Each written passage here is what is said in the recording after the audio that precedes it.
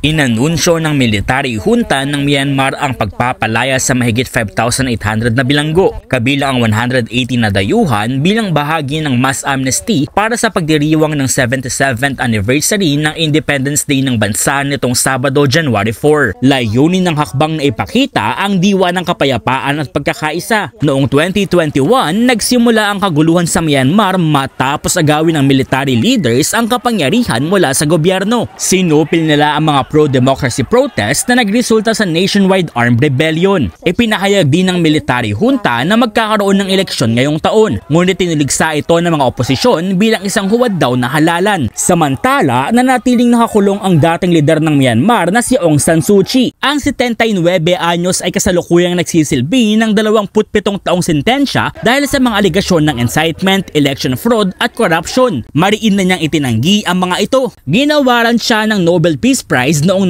1991 dahil sa kanyang mapayapang pakikibaka para sa demokrasya at karapatang pantao sa Myanmar. Para sa iba pang content, mag-follow sa lahat ng social media pages ng News 5.